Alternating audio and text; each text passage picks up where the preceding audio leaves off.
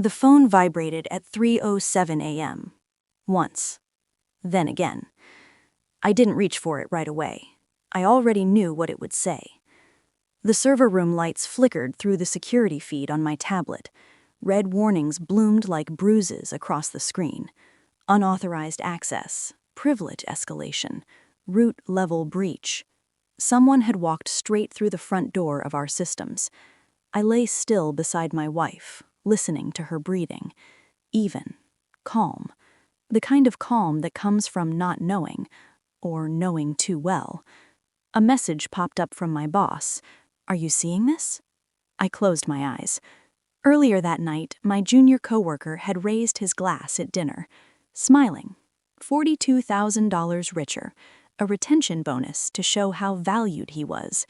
Mine had been $4,500, after 15 years. My wife's father had leaned in, clapped my shoulder. "Appreciate the gesture," he'd said. I stared at the ceiling now, at the quiet, at the lie of it. The attack was surgical, not chaos. Precision. I didn't say a word.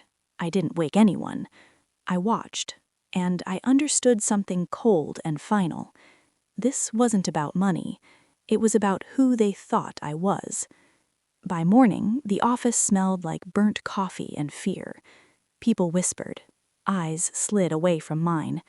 My junior coworker wouldn't meet my gaze. His hands shook when he typed, just slightly. I told myself it was stress. I told myself a lot of things.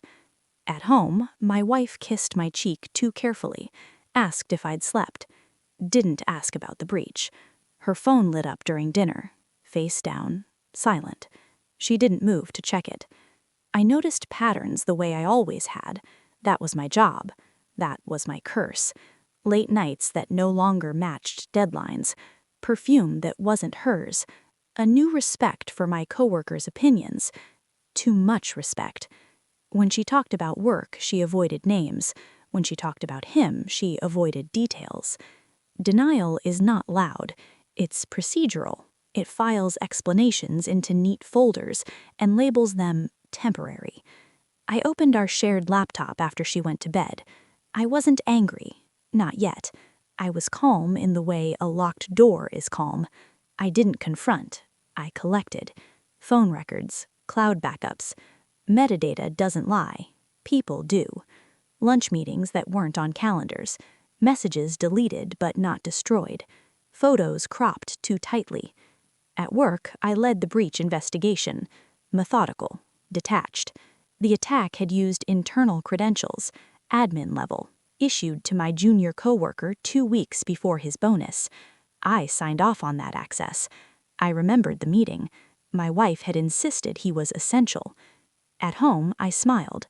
I asked about her day. I listened. Inside, something rewired itself. Emotion drained. Focus sharpened. I watched how she laughed at her phone when she thought I wasn't looking, how she flinched when I entered rooms too quietly. The evidence stacked itself neatly, like she had once stacked plates when she was angry. I slept well. That surprised me. There is a peace that comes when confusion ends, even before truth arrives. The forensic report came in on a Thursday. I printed it. Paper makes things real. The breach wasn't sabotage. It was leverage, a demonstration. My coworker had orchestrated it, planned to save the day, justify his bonus, secure his position. My wife's messages filled in the rest. Encouragement, reassurance, affection where loyalty should have been. That night, I placed the report on the kitchen table. Between us, like a third presence. She knew before she touched it. "Is this what I think it is?" she asked. Yes. One word. No heat. She cried, apologized, explained. I watched her face the way I watched logs scroll by, looking for inconsistencies. There were none, just regret. I felt nothing. At work, I called a meeting. HR, legal, IT security. I presented the findings. Slowly, clearly.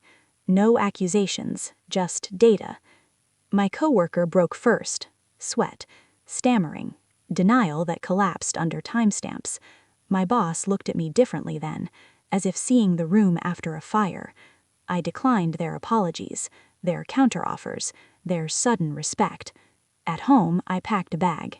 Not in anger, in silence.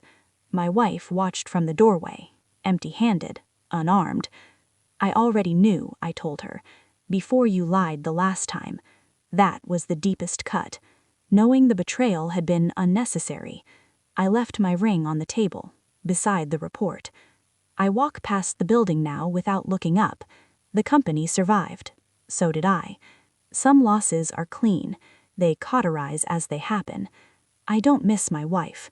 I miss who I thought she was, and that person never existed. Control isn't loud. It doesn't announce itself. It simply stops needing explanations. By the time they understood what I was worth, I had already stopped caring, and that was the final breach they never saw coming.